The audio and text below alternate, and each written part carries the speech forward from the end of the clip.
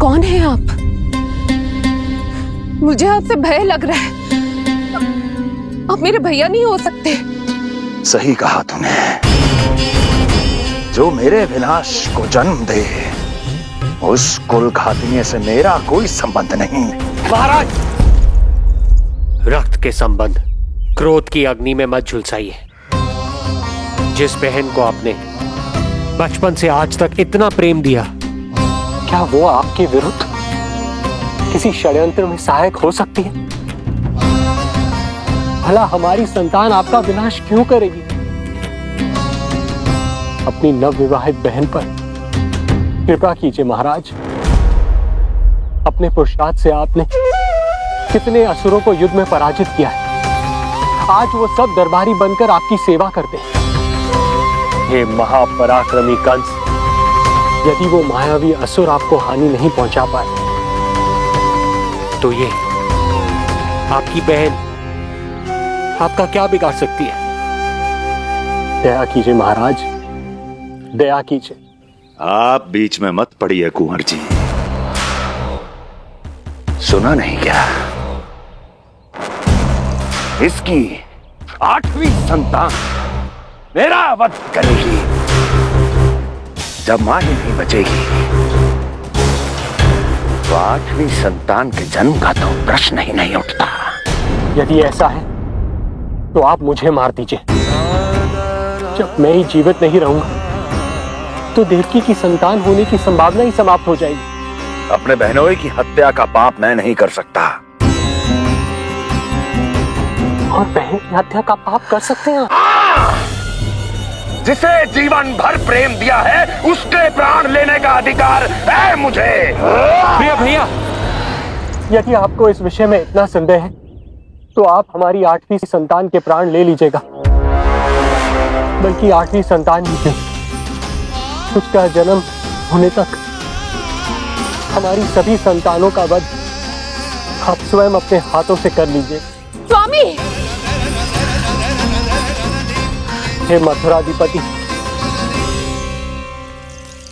मेरी पत्नी को प्राण दान दे दीजिए।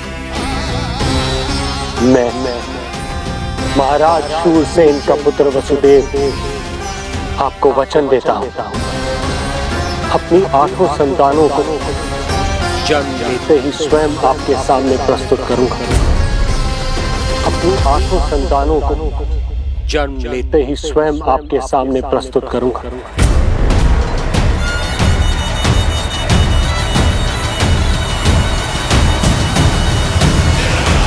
बधाई हो कुंवर जी। अपनी पत्नी के प्राण बचाने में आप सफल हुए, किंतु आपकी संतानें इतनी भाग्यशाली नहीं होंगी। वचन स्मरण रहे।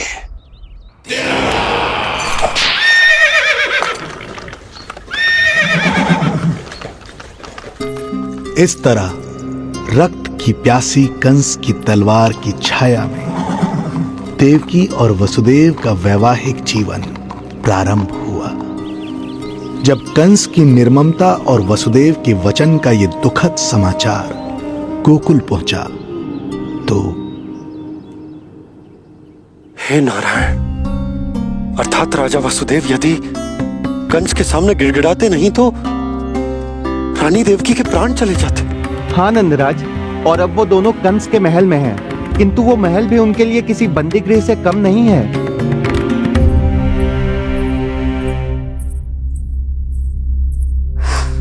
एक भाई अपनी बहन के साथ ऐसा करने की सोच भी कैसे सकता है? मेरा बस चले तो इस दुष्ट कंस को मटके में डाल के इसे घोंट के रख दूं, जैसे मलाई घोट के माखन निकाला जाता है।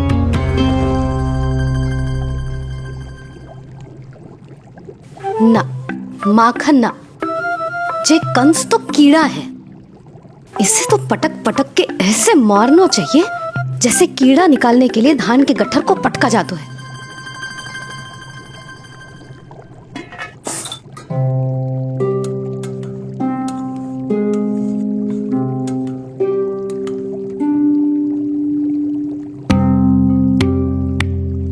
किंतु जब रोहिणी जिज्जी को पता चलेगा तो वो तो अपने आप को ही दोष देंगे, क्योंकि बालक ना होने के कारण उन्होंने ही वसुदेव जी को राजकुमारी देवकी के साथ दूसरा विवाह करने पर विवश किया था। हे ईश्वर, जिस सुख के लिए रोहिणी जिज्जी ने पत्नी जीवन का सबसे बड़ा त्याग किया था, जब उन्हें पता चलेगा कि वही सुख उस क्रूर कंस ने छीन के मटिया मेट कर दिया है, तो कितना कष्ट पहुंचेगा।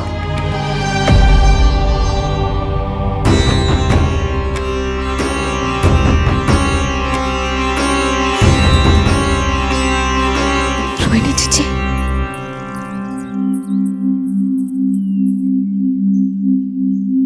गोप नरेश, कृपया मुझे अपने भैया के पास ले चलिए।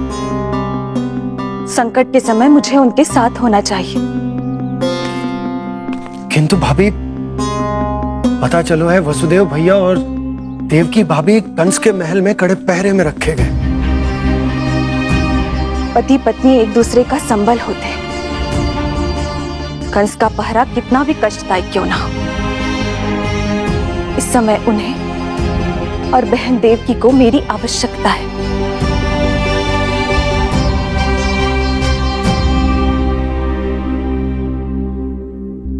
ये मेरी विवशता है। ये यादव कुलदीपक होकर भी आपको इस महल में बंदियों की तरह रहना पड़ रहा है, और मैं कुछ कर भी नहीं पा रही। काश आपने मुझसे विवाह ही ना किया होता। तो क्या मैं अपने भाग्य से भाग पाता देवकी? पूर्व जन्म के कर्मों के फल स्वरूप जो हमारी नियति में लिखा है वो तो हमें भोगना ही है। श्री हरि क्या करते हैं, कब और क्यों करते हैं, ये दुख हमारे जीवन में किस उद्देश्य से आए हैं, इन रहस्यों का पता लगा पाना हम मानवों के लिए संभव नहीं है देवकी।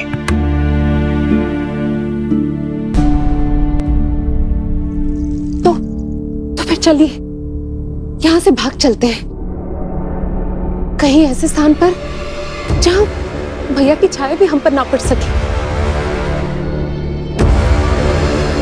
नहीं प्रिय, कंस के गुप्तचरों की दृष्टि हम पर अवश्य होगी, और मैं ऐसा कोई कार्य नहीं कर सकता जिससे तुम्हारे जीवन पर कोई संकट आए।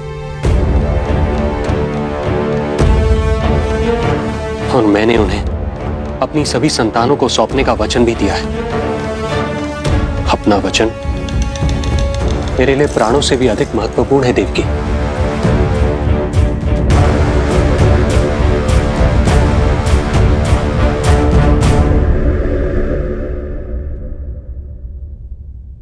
राजन, राजकुमारी, गोकुल से रानी रोहिणी और गोपराज नंद पधारे हैं।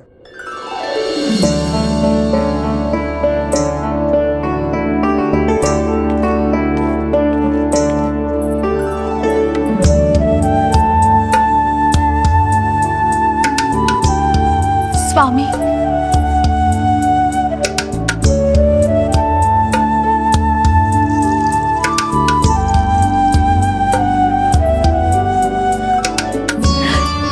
बहन, दीदी,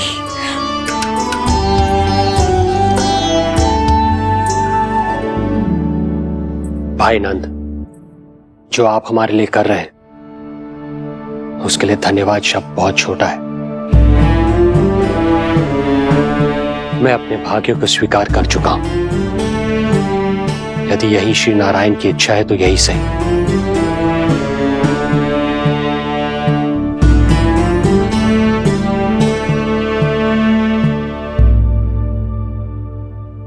भाई नंद, इस समय मथुरा का वातावरण अनुकूल नहीं है, आपको जाना चाहिए। यशोदा भाभी भी चिंतित हो रही होंगी, उनसे कहिएगा हम यहां सुरक्षित हैं अभी तक।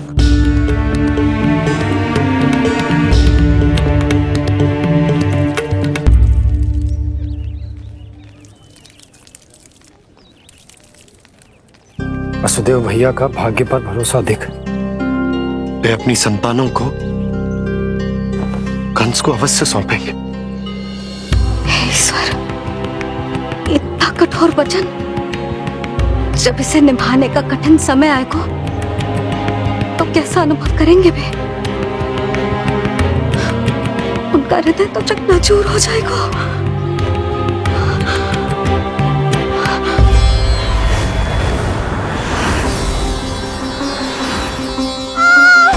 सब्र से सब ठीक हो जाएगा। रानी सब कुछ देवकी, मैं महाराज शूरसेन का पुत्र वसुदेव आपको वचन देता हूं, अपनी 8 संतानों को जन्म देते ही स्वयं आपके सामने प्रस्तुत करूंगा।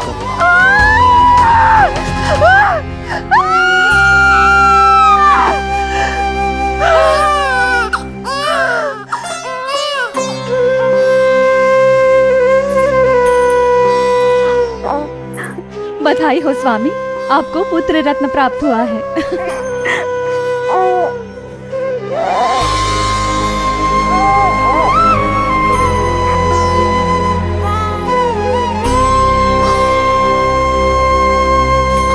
महाराज को पता चला तो क्या होगा?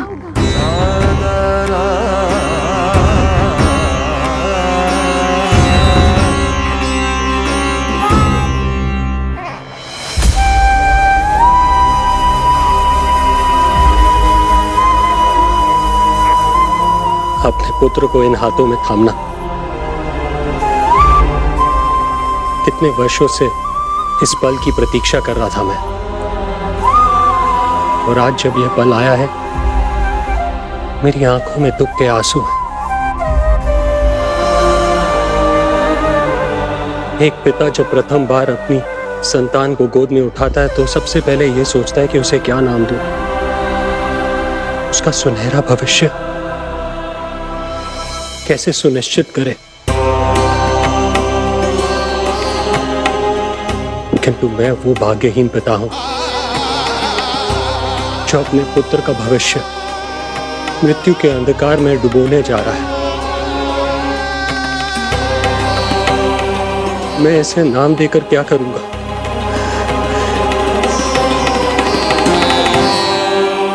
क्या आपके वचन का महत्व आपके पुत्र के प्राणों से अधिक है स्वामी?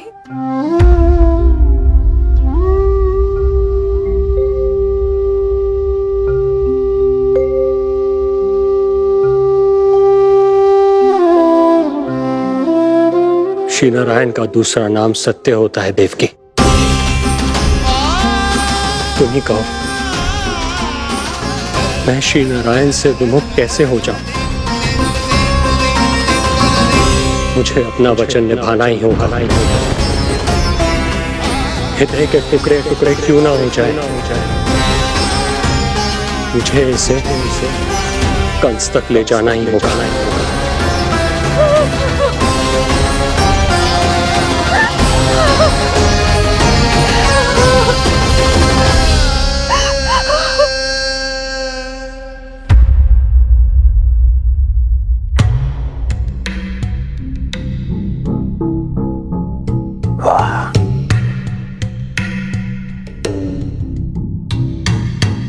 इतना स्वादिष्ट भोजन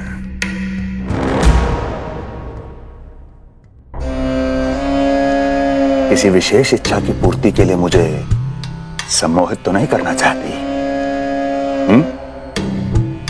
मुझे पति के रूप में प्राप्त कर तो चुकी हो, अब प्राप्त करने को क्या क्या बचा है प्राप्ति?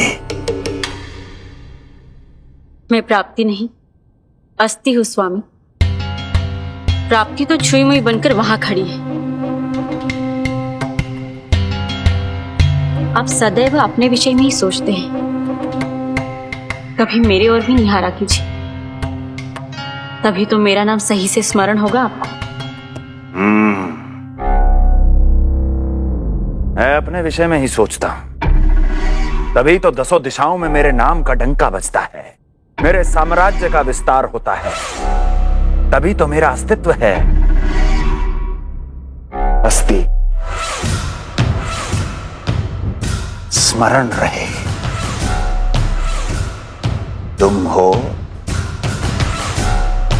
क्योंकि मैं हूं।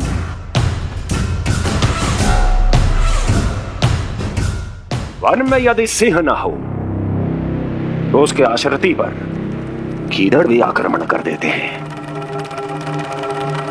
सिंह कभी अपने शत्रु को एक क्षण भी जीवित नहीं छोड़ता महाराज। आपने तो छोड़ दिया देवकी को। सिंह नहीं, आप वो गाय हैं जो अपनी कसाई से अथाह प्रेम करती है।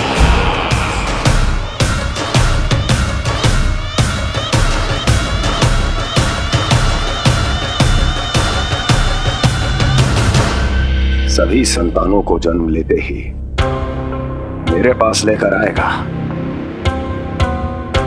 ये वचन दिया है वसुदेव ने मुझे। तो फिर आया क्यों नहीं महाराज? प्रथम शिशु का जन्म तो हो चुका है।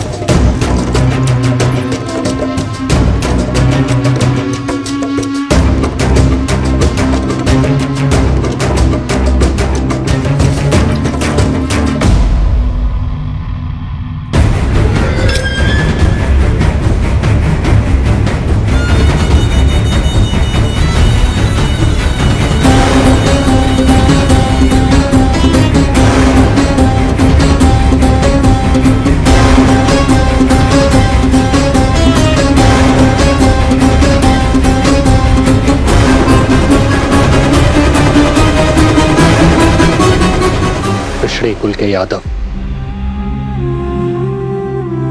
अपना वचन मिथ्या नहीं होने देते महाराज।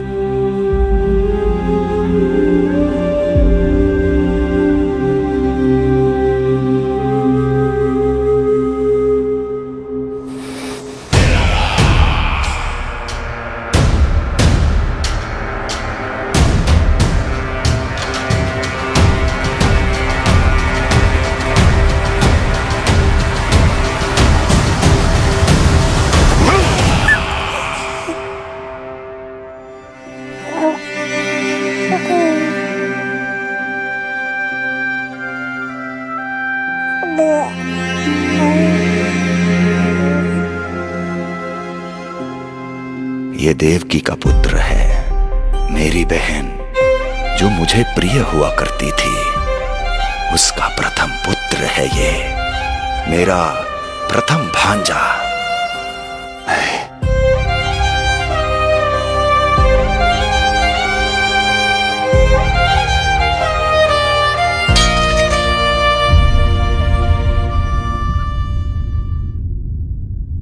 इसे वापस ले जाइए कुंवर जी।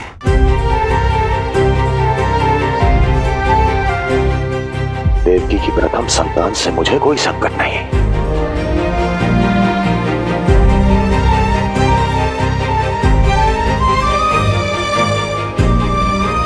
और आपको क्या लगता है कुंवर जी कि मैं कोई राक्षस हूं क्या?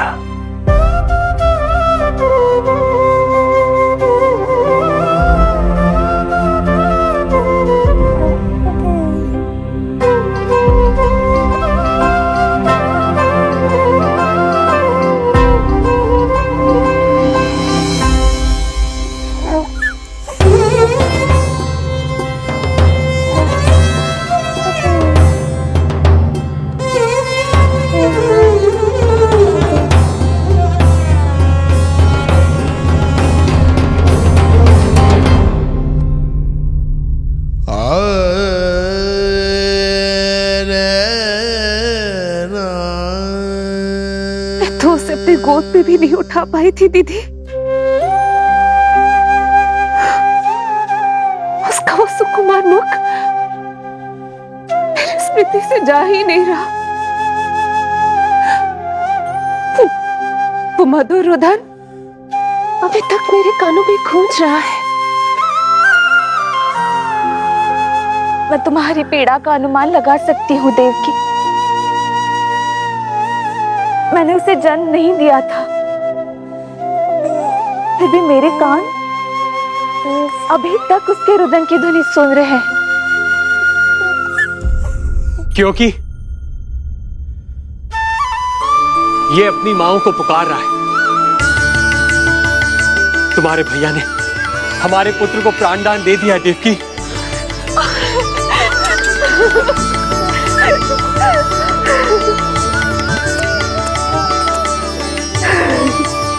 स्वामी, अब अपने पुत्र का नामकरण कीजिए। इसे ऐसा नाम दीजिए कि इसका भविष्य यश और कीर्ति से परिपूर्ण हो। कीर्तिमान कीर्तिमान होगा इसका नाम।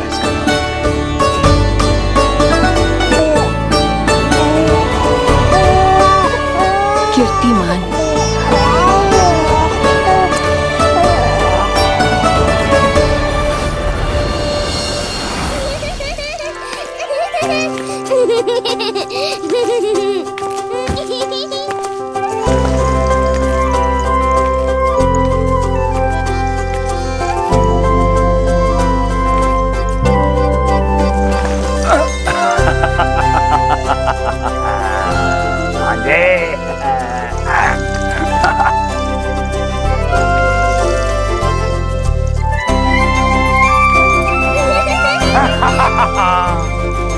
भांजे भांजे, मामा से बचना असंभव है।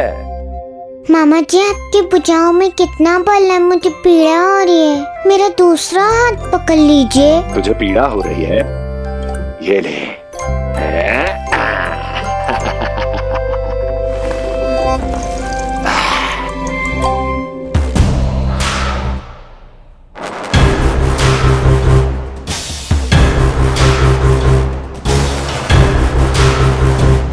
नारायण नारायण। मामा जी मूर्ख बन गए, मामा जी मूर्ख बन गए, मामा जी मूर्ख बन गए। इतना दुस्साहस! जा खेल। अब मामा जो है देवर्षि के साथ मंत्रणा करेंगे। जा खेल।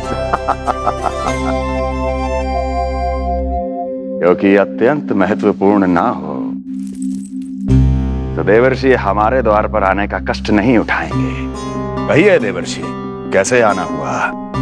मैं तो बस आपको ये अद्भुत कमल पुष्प भेंट करने आया था महाराज। इसे देखते ही मुझे आपका स्मरण हुआ था। मानो ये मुझे पुकार कर कह रहा हो, मुझे महाराज कंस के पास ले चलिए। इसमें तो कुछ भी विशेष नहीं है देवर्षि। इसमें 8 पंखुड़ियां हैं महाराज, और 8वीं पंखुड़ी सबसे विशेष है। यदि विश्वास न हो तो आप स्वयं गिनकर देख लीजिए। आप मेरा उपहास कर रहे हैं देवर्षि। आप गिनिए तो सही महाराज।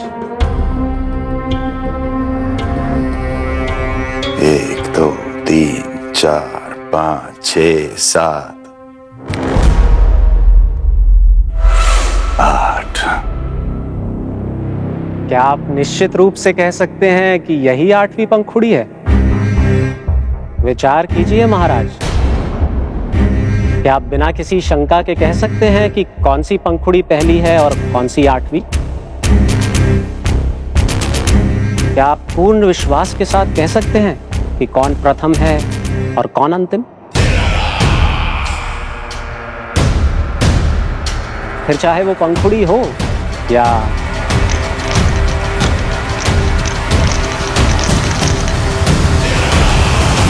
सावधान करने के लिए धन्यवाद देवर्षि।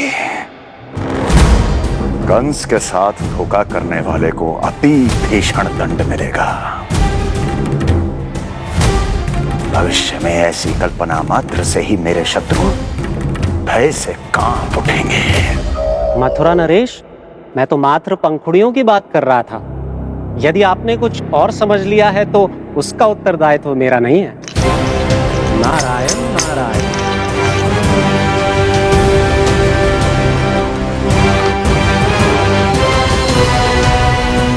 विचार कीजिए महाराज। क्या आप बिना किसी शंका के कह सकते हैं कि कौन सी पंखुड़ी पहली है और कौन सी आठवीं? क्या आप पूर्ण विश्वास के साथ कह सकते हैं कि कौन प्रथम है और कौन अंतिम? फिर चाहे वो पंखुड़ी हो या... मामा जी मूर्ख बन गए, मामा जी मूर्ख बन गए, मामा जी मूर्ख बन गए, मामा जी मूर्ख बन गए।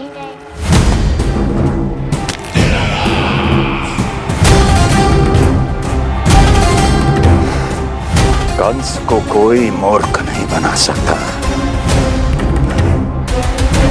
कीर्तिमान। जी मामा जी। क्रोध काम लोभ मद मोह मत्सर, क्रोध काम लोभ मद मोह मत्सर, क्रोध काम लोभ। मामा जी मुझे दर्द हो रहा है।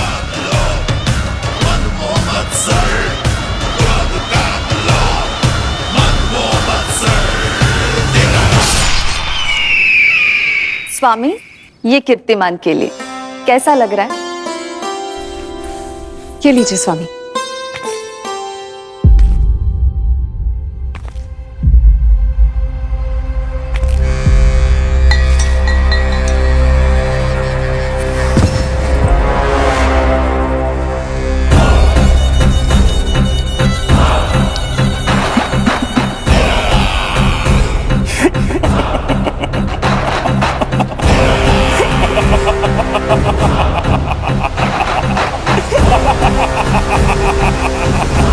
नेत्रों के सामने अपनी संतान की हत्या होते हुए देखना कितना पीड़ादायक रहा होगा ये दृश्य। किंतु प्रभु, यदि देवर्षि नारद कंस के हृदय में संदेह का बीज न बोते तो कंस ऐसा कभी नहीं करता। तो फिर उसे उकसाए ही क्यों देवर्षि ने? आप भूल गए देवराज, समस्त संसार में जो भी होता है मेरी इच्छा अनुसार ही होता है। यही प्रश्न नारद ने भी मुझसे पूछा था।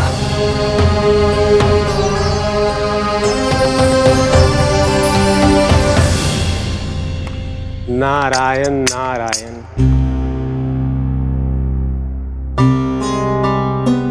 छोटे से बालक की इतनी निर्मम हत्या और माध्यम बना मैं।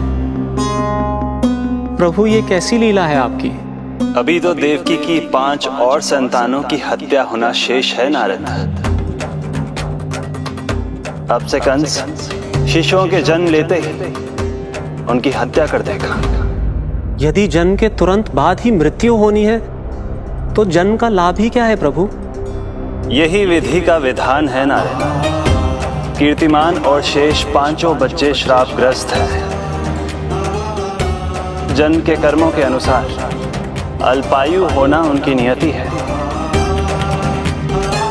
उनकी मृत्यु के बाद ही शेषनाग के अंश के रूप में बलराम और मेरे अंश के रूप में श्री कृष्ण का अवतार संभव होगा। नारायण नारायण।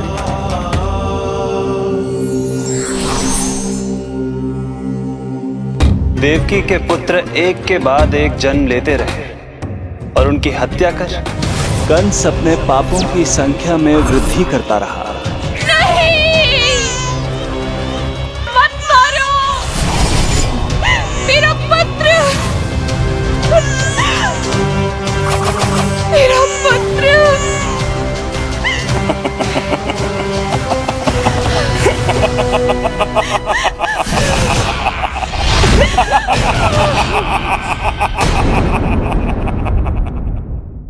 अब उसकी क्रूरता की कथा ऐसे मोड़ पर आ पहुंची जहां से वापसी असंभव है, क्योंकि अभी अभी उसने देवकी के छठे पुत्र का वध कर दिया है।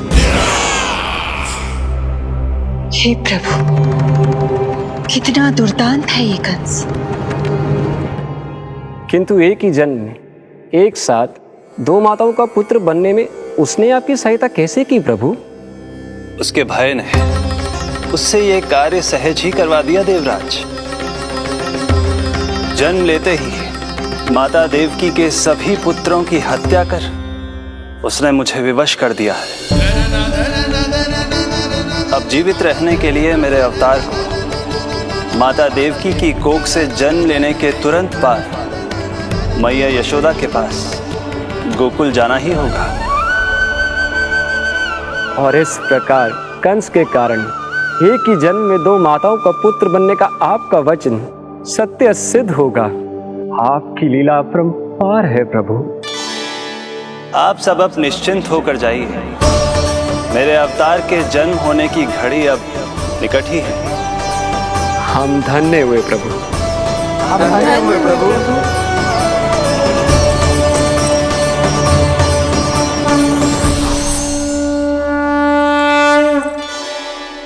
मुझे तो अभी से मैया यशोदा के साथ आपको खेलते हुए देखने की उत्सुकता हो रही है।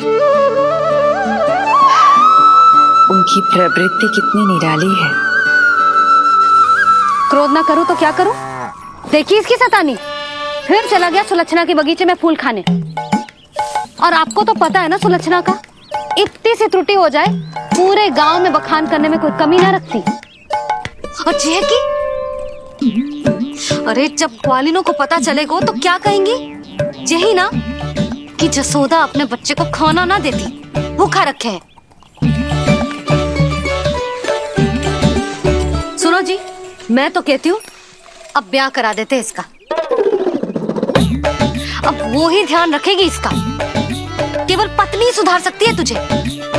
तुम इसके बारे में बात कर रही हो कि मेरे बारे में? नहीं, वैसे सारे गोकुल वाले यही कहते हैं कि हमारे घर पर तुम्हारा ही राज चलता है।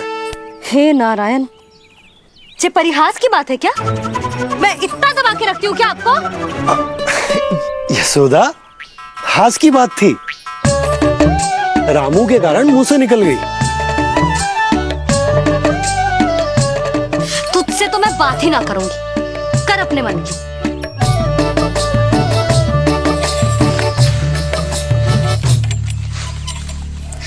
पता है तुझे कितना क्रोध आता है जब तू ऐसे बिना बताए घर से चला जाता है। प्रेम है जे मेरा, चिंता है मेरी। तुझे कुछ हो जाए तो अपना लल्ला माना है तुझे।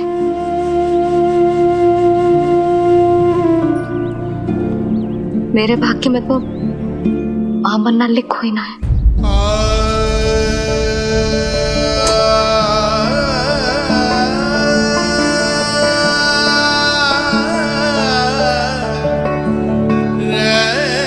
यशोदा,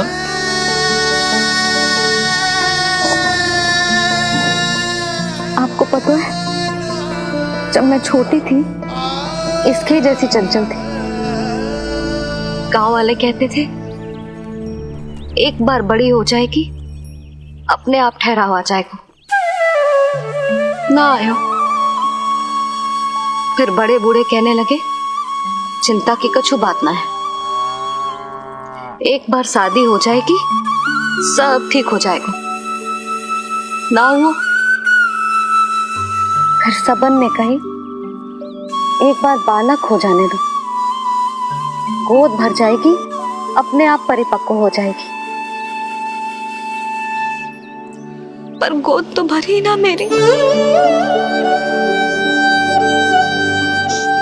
बालक तो हुआ ही ना।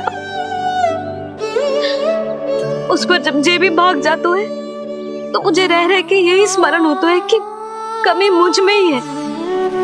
मैं ही किसी बात का ध्यान न रख पाती। संभव है यही कारण से नारायण ने बालक ना दियो मुझे। यदि देते तो बहुत बुरी मैया बनती मैं। यशोदा, क्या होगा तुम्हें? कहाँ की बात कहाँ लेकर जा रही हो तुम?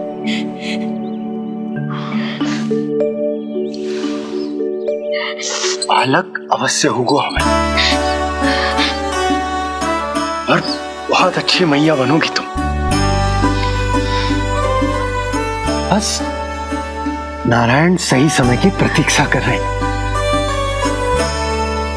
मेरी तो ना सुन रहे बे। आप ही कह दियो उनसे, अब और प्रतीक्षा ना होगी मुझसे।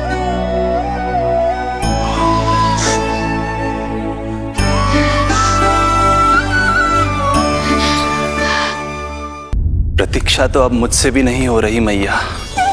तो फिर मैया की इच्छा पूरी कीजिए प्रभु। जिस क्षण की प्रतीक्षा मुझे इतने वर्षों से थी, बस अब वो निकट है। किंतु प्रभु, आपको तो माता देवकी का 8वां पुत्र बनकर जन्म लेना है, तो फिर 7वां पुत्र? धीरज रखिए, धीरज।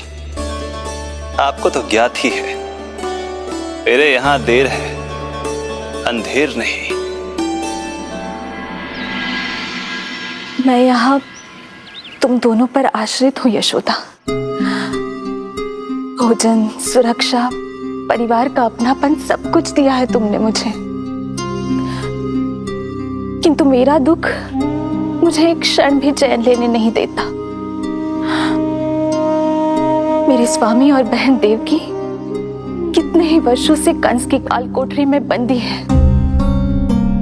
दिन रात नियति के शाप को सहन करने के अतिरिक्त और कोई उपाय नहीं है उनके पास। ऐसे में मैं सुख की सांस कैसे लूं? कीर्तिमान की हत्या के बाद मेरी सुरक्षा के लिए मेरे स्वामी ने मुझे यहाँ भिजवा दिया चुपचाप, किंतु मेरा हृदय तो वही छूट गया यशोदा। इससे तो अच्छा होता कि मैं भी उसी कारागार में होती, मेरे स्वामी और बहन देवकी का दुख तो साझा कर पाती। अपनी 6 संतानों को कंस के हाथों मृत्यु के गोद में जाते देखा है उन्होंने।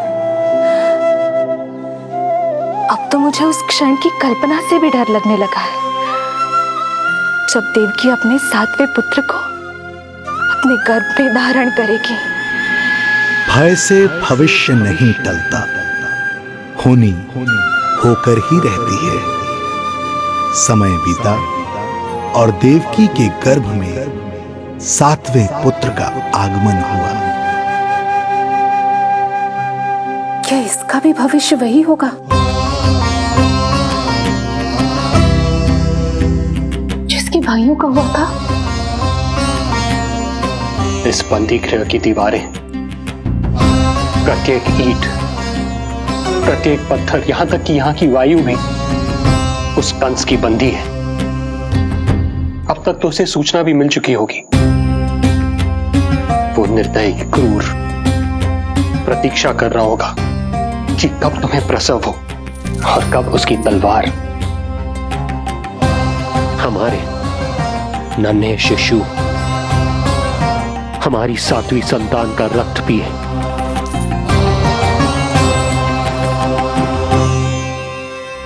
दुर्जन, तुम देवकी की कालकोठरी के बाहर स्वयं उपस्थित रहोगे, प्रत्येक पल 8 प्रहर। जैसे ही शिशु पहली श्वास ले, तुम मुझे सूचित करोगे। अवश्य महाराज, आज्ञा दें।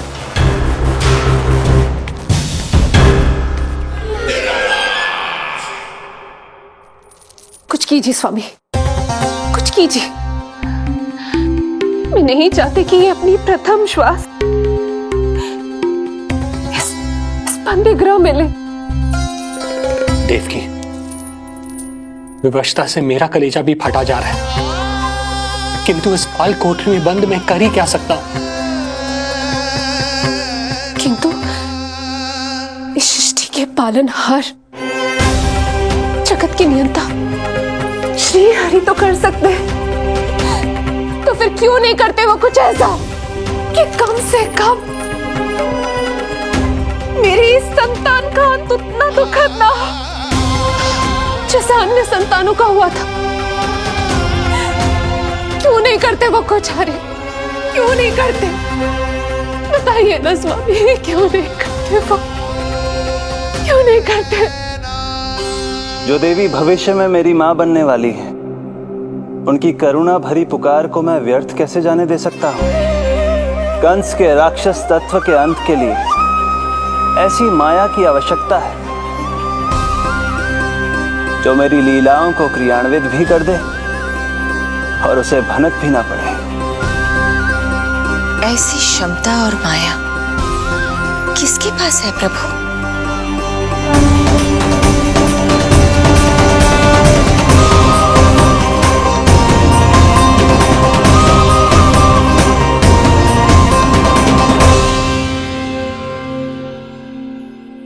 ओम नमो आकर्षिणी ज्वाला मालिनी, ओम नमो भगवती क्लेशनाशिनी।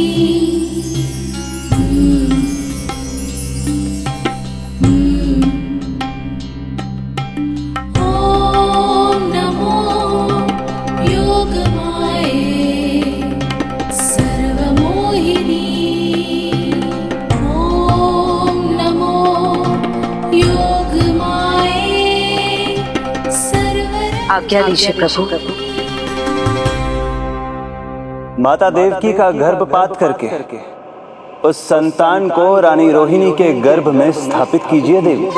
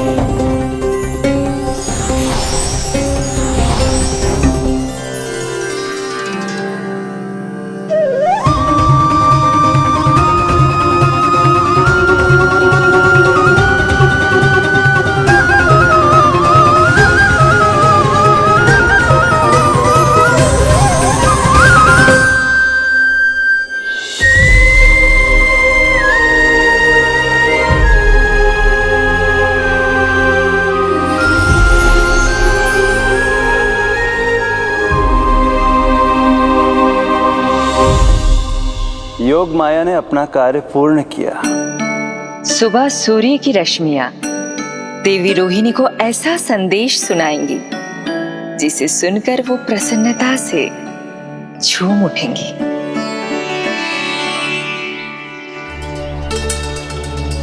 यादव कुल के नए राजकुमार के आगमन पर बहुत बहुत शुभकामनाएं रानी।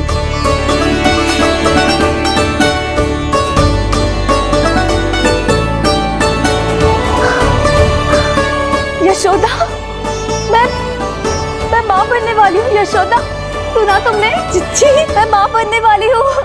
मैं माँ बनने वाली हूँ यशोदा। अरे संभाल के जीजी चिकार कर रही हो। बधाई हो चिच्ची, बधाई हो, बहुत बहुत बधाई हो।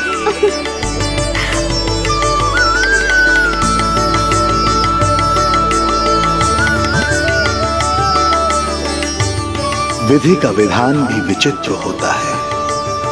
रोहिणी जिनका ये पुत्र नहीं है वो प्रसन्न है, किंतु देवकी जिनका ये पुत्र है वो व्याकुल है।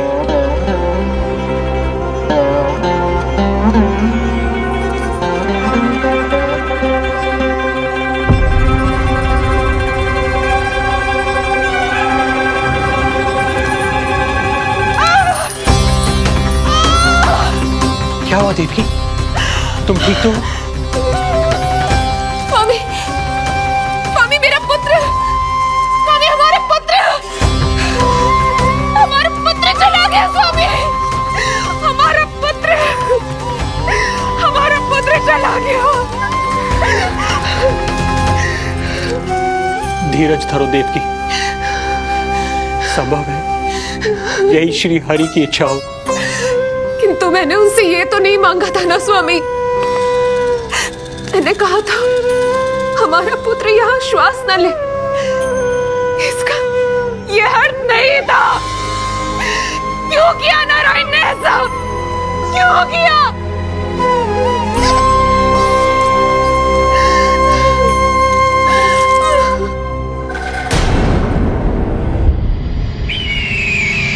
तो ये सत्य है महाराज, राजकुमारी देवकी का गर्भपात हो गया है। बच गया वो शिशु। किंतु यदि मेरे हाथों उसकी मृत्यु होती तो अधिक कष्ट होता उसे। सुख में समय पंख लगाकर उड़ता है। शीघ्र ही रोहिणी के प्रसव का दिन आ पहुंचा और उसने एक स्वस्थ और सुंदर बालक को जन्म दिया।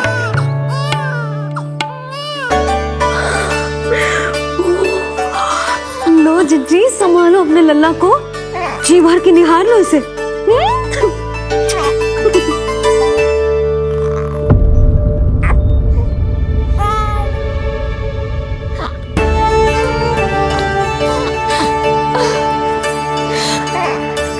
मेरा पुत्र राजकुमार।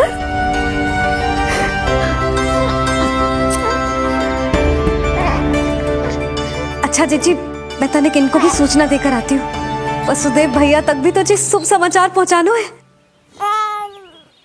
राजकुमार कौन है? हाँ, गोकुल का राजकुमार है। हाँ गोकुल का राजकुमार है, मेरा बच्चा।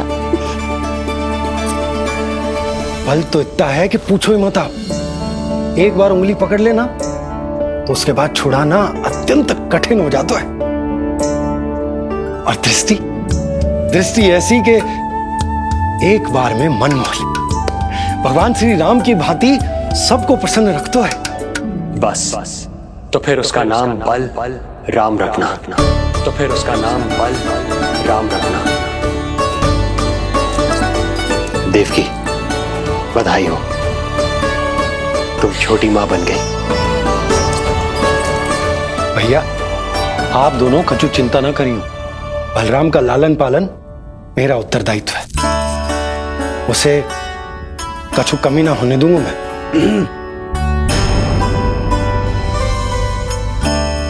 मुझे चलना चाहिए। कितने वर्षों बाद तुम्हारे कारण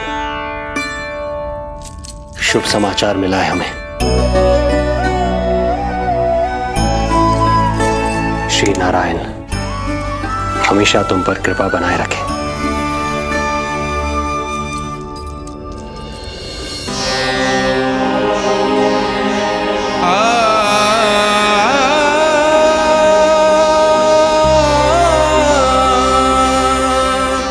आपको बहुत बहुत बधाई हो स्वामी।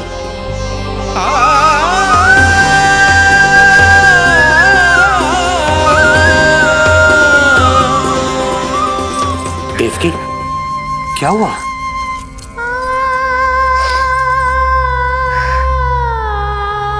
कुछ नहीं। रोहिणी दीदी ने हमको वो सुख दे दिया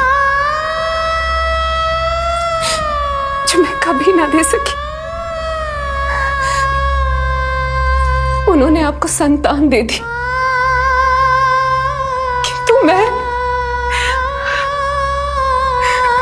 देवकी,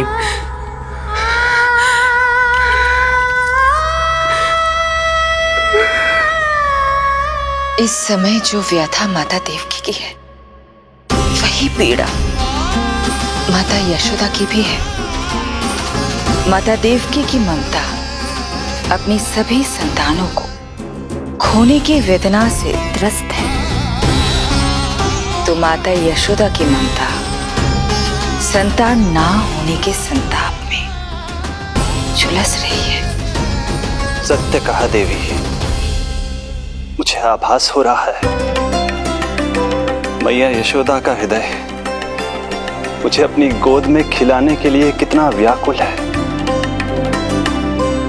सच्ची श्रीहरि, सच्ची में प्रसन्न हूं मैं कि आपके आशीर्वाद से रोहिणी जी को इतना प्यारा लल्ला हुआ है। पर मुझसे क्या त्रुटि हुई नारायण? मुझे क्यों न दियो आपने लल्ला? मुझसे क्या त्रुटि हुई नारायण? मुझे क्यों न दियो आपने लल्ला?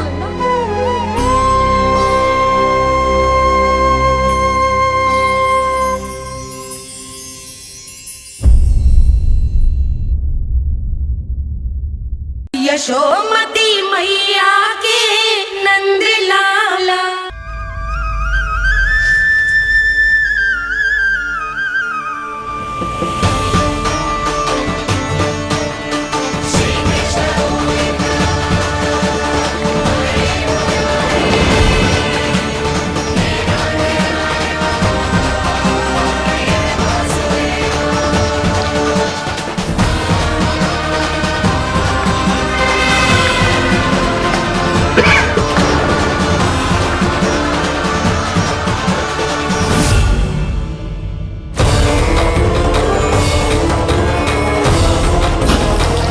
इतने वर्षों में स्वामी का ध्यान कभी भंग नहीं हुआ।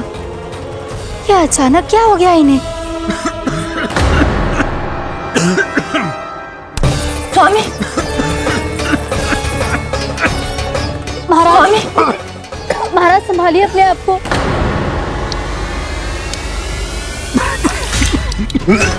दरबार में वचन दे चुकी हो कि सबके समक्ष इन्हें लेके आओगी, किंतु इस स्थिति में ये होगा कैसे? महाराज, कान्हा, कान्हा,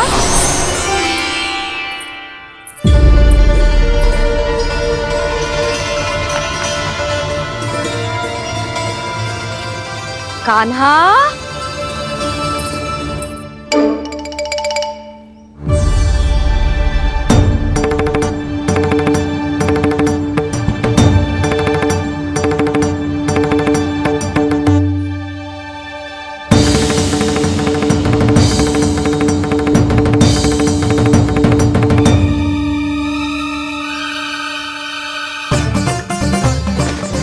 कान्हा, कान्हा, कान्हा, कान्हा, कान्हा,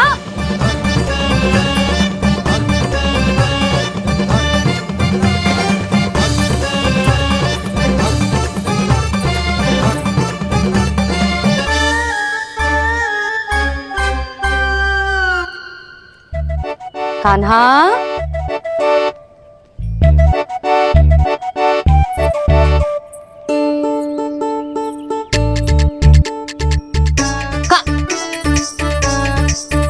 कान्हा रुक जा। रुक कहीं ना। बस बहुत हो गई भूल पे भूल, पर आज तो तूने सीमा ही पार कर दो। पहले मैया को फूल देके प्रसन्न कर तो है, और फिर ऐसी शैतानी। आज तक तूने केवल मैया का प्रेम देखो है कान्हा, पर आज तू क्रोध देखेगा।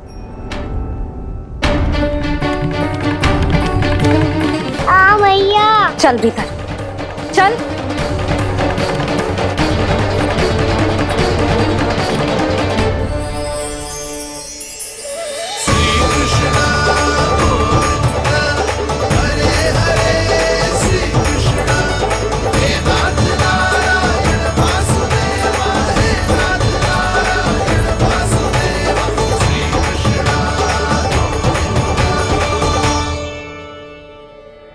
वाह, क्या सखा है मेरे। मुझे अकेला छोड़ के चले गए सबके सब। कैसा ढीठ है रे तू। अभी भी दृष्टि बाहर की ओर है तेरी। धन्यवाद दाऊ, कम से कम आप तो हो मेरे साथ।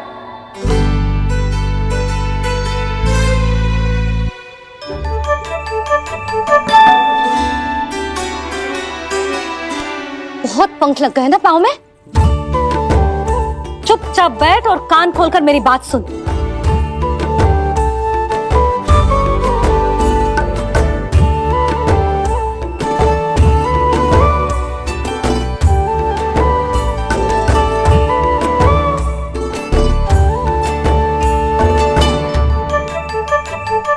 मैंने मना की थी ना बाहर जाने से।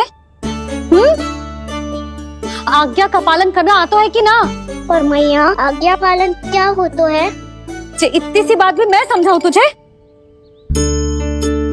कान्हा, आज्ञा का अर्थ है जो बड़े कहे, और पालन यानी मानना। किंतु ये बात तो इसके समझ में आती ना है ना जिज्जी। इसका मन तो बस शैतानी में लगता है। पर मैया। चुप चुप लल्ला, कुछ मत बोलियो और चुपचाप यहाँ बैठा रहे। ये देख, दशा देख अपनी। ये हाथ में मिट्टी लगो, मिट्टी खा रहा था। क्या कहेंगे सब कि जसोदा अपने लल्ला को खाने को ना देती है।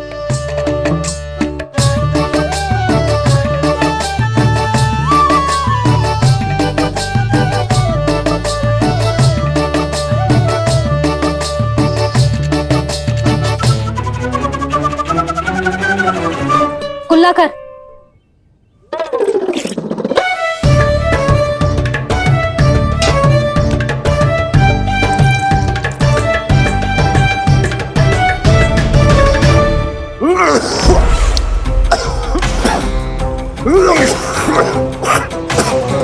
महाराज, महाराज ये क्या हो रहा है आपको? संभालिए।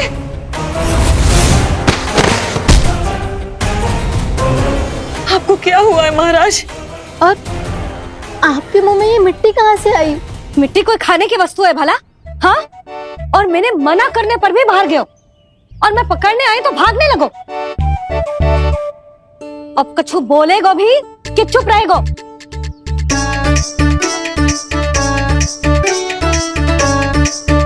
आप भी कछु बोलोगे इसको कि केवल मैं ही बुरी बनूं?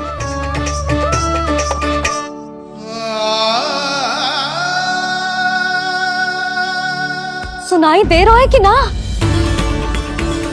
कछु बोलोगे आप कि ना? इससे पहले बाबा को मेरे कारण मैया का क्रोध सहना पड़े, मुझे तो कुछ करना ही पड़ेगा। मैया,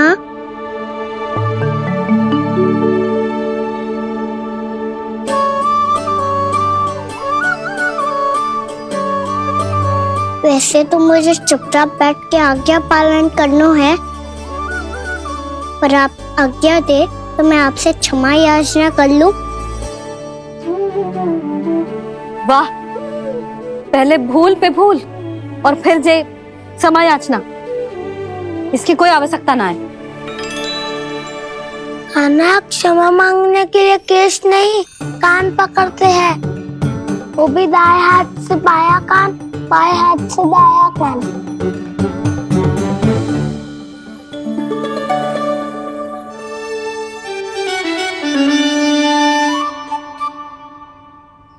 आज तो कितने भी जतन कर ले लल्ला, मेरा क्रोध शांत होगा। हाँ नहीं तो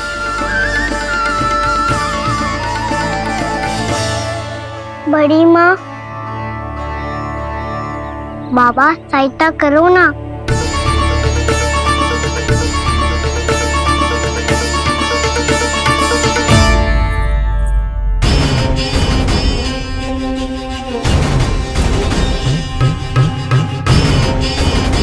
महाराज, दरबार में आप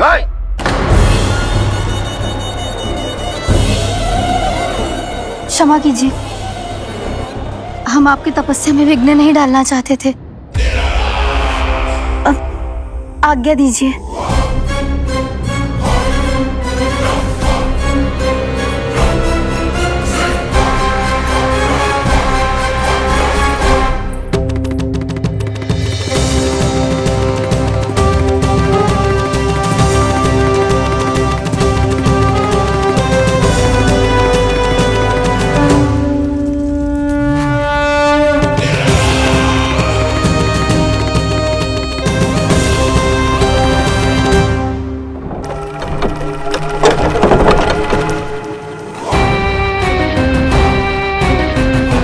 महाराज की स्थिति ऐसी नहीं है कि वो किसी से भेंट करे, और ना ही वे स्वयं किसी से भेंट करना चाहते हैं। अब हम क्या करेंगे?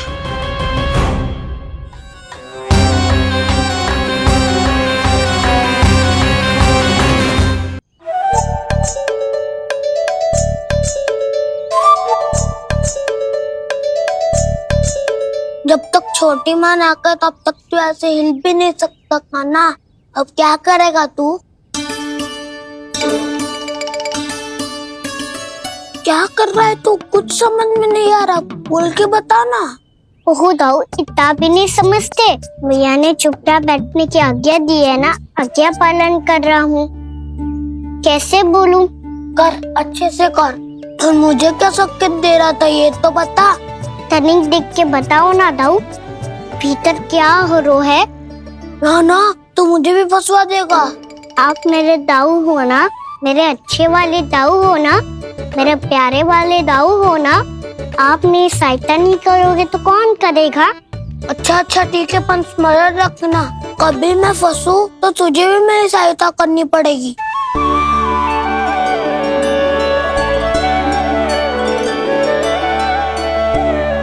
इतना क्रोध ठीक नहीं है यशोदा, अब शांत हो जाओ।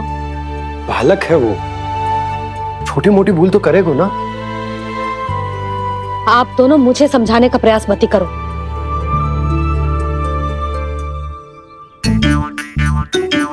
छोटी माँ को मनाने को प्रयास हो रहा है।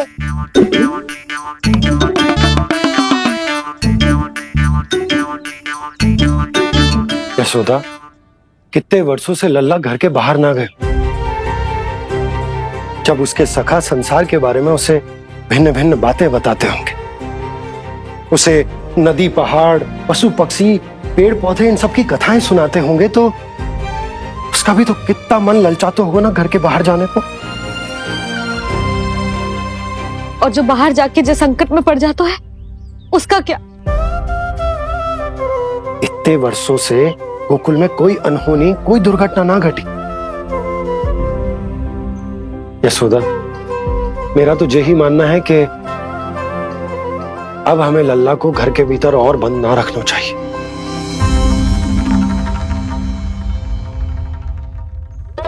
तुम्हें बाहर जाने देने की बात हो रही है।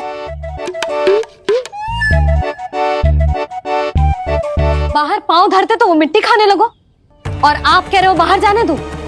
यशोदा, कौतूहल के कारण खा ली होगी मिट्टी उसने। अरे जो बालक कभी बाहर ही ना गए हो, उसे क्या पता मिट्टी क्या होती है।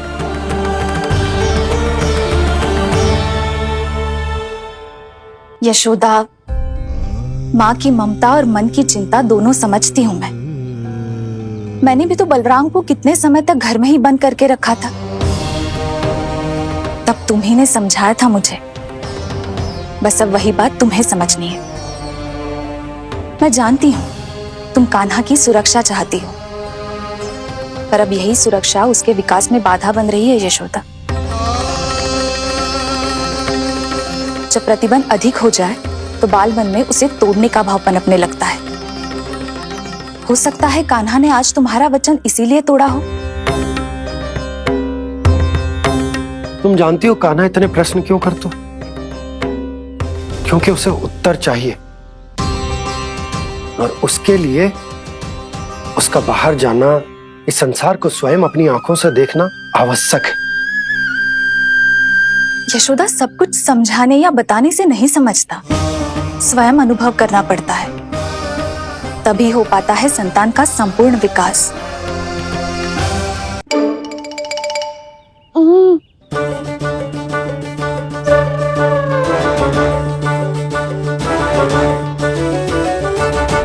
तुम्हें अब निर्णय लेना होगा यशोदा कि अधिक आवश्यक क्या है। लल्ला स्वयं अपनी रक्षा कर सके, लल्ला स्वयं अपनी रक्षा कर सके, या फिर सदैव तुम पर आश्रित रहे, तुम पर आश्रित रहे। उसका विकास अन्य बालकों की तरह सामान्य ढंग से हो, या फिर सदैव इस घर में रहे, सदैव इस घर में रहे, तुम्हारे आंचल में छुपकर, तुम्हारे आंचल में छुपकर।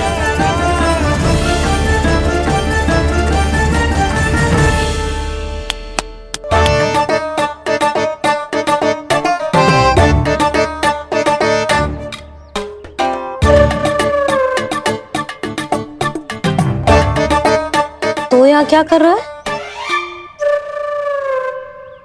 वो चल।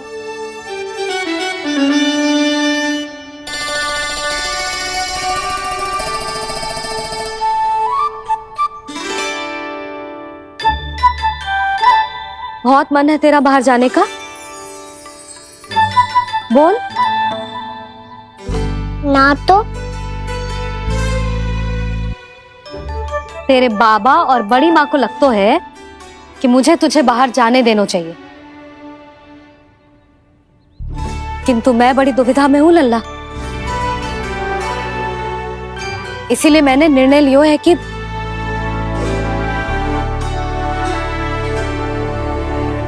अब और प्रतीक्षा नहीं हो रही है मैया, शीघ्र बताओ ना क्या निर्णय है आपका। तू बाहर तो जा सकता है,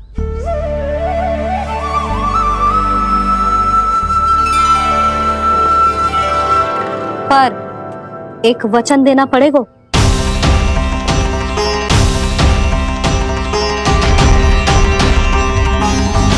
कैसा वचन?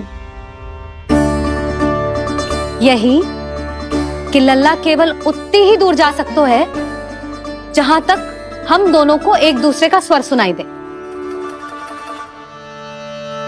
यशोदा,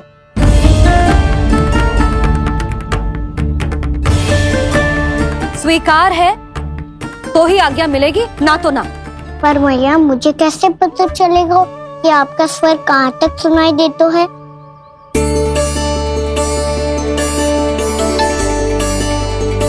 सुनो जी, आप तनिक बाहर जाके दिखाओ ताकि लल्ला को ठीक ठीक दूरी समझ आ जाए। जाओ ना।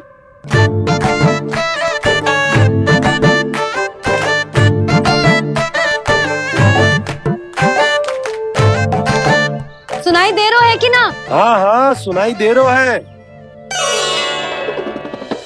और पीछे जाओ।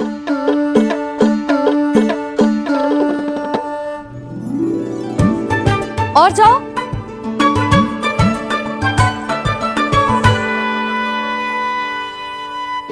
अभी सुनाई दे रहा है? हाँ हाँ दे रहा है। और जाओ।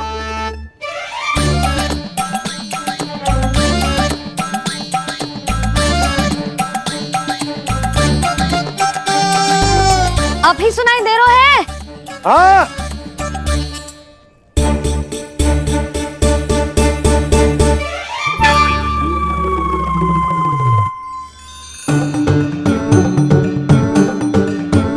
आप सुनाई दे रहा है कि ना? हाँ हाँ दे रहा है। देख लो लल्ला, यहीं तक।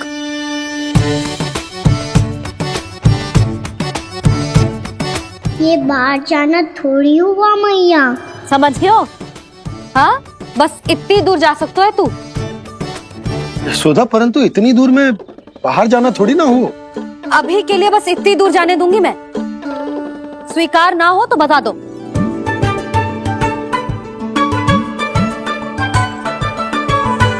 स्वीकार है।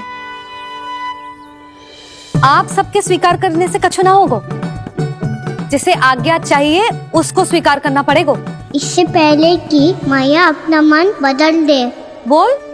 स्वीकार है मैया, मुझे स्वीकार है। मुझे तो लगा था कि तू तो आज्ञा मिलते ही बाहर भाग जाएगा, पर तू तो यही बैठो है। मैया आपने तो ही बैठने को बोला था ना, मैं तो आज्ञा पालन कर रहा हूँ। बहुत आज्ञाकारी हो गए तू। आजा मैया के पास।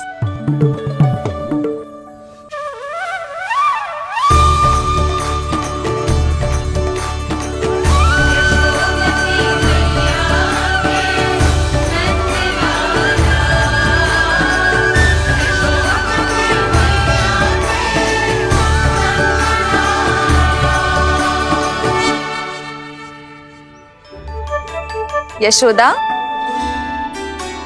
आज रात अश्विन पूर्णिमा के जागरण के लिए मंदिर आ रही हो ना? अरे हाँ, मैं तो लल्ला के चक्कर में भूल ही गई। बाबा, रात्रि जागरण क्या होता है?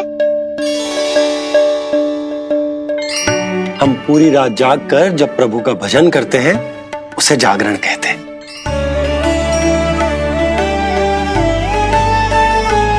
फिर तो मैं भी पूरी रात जाके जागरण करूंगा। भैया मैं मंदिर जा सकती हूँ? ना, बिल्कुल ना। अच्छे स्वास्थ्य के लिए अच्छी नींद बहुत आवश्यक है। यशोदा मान जाओ, तुम्हें तो कही कि जे वहां तक जा सकते है जहां तक इसे तुम्हारा स्वर सुनाई दे। कान्हा मंदिर में हमारे साथ रहेगो, तुम्हारी आंखों के सामने, तुम्हारे स्वर की पहुंच में। हाँ? सदैव ऐसे ही हट करके अपनी मन की करवाई लेते हो दोनों बाबा और लल्ला। लगता है मान गई मैया।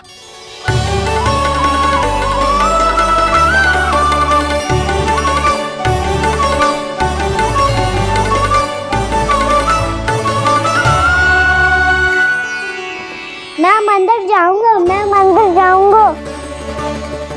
दाऊ मैं पहली बार मंदिर जाऊंगा। हाँ जाएगो। बलराम सुन, ध्यान रखियो कि जे फिर से मिट्टी ना खाए। और तू सुन ले, यदि तूने फिर से मिट्टी खाई ना तो तेरे दाऊ मुझे सब बता देंगे और तेरा बाहर जाना फिर से बंद। दोनों को समझ आई? अब मैं और रोहिणी जीजी जाके अश्विन पूर्णिमा के लिए खीर बनाने जा रहे हैं। मैया अश्विन पूर्णिमा क्या होता है? अब तो तू मंदिर चल ही रहो है ना कान्हा? सदानंद पंडित जी से स्वयं पूछ लियो, पूरा पाठ पढ़ेंगे वो अश्विन पूर्णिमा का।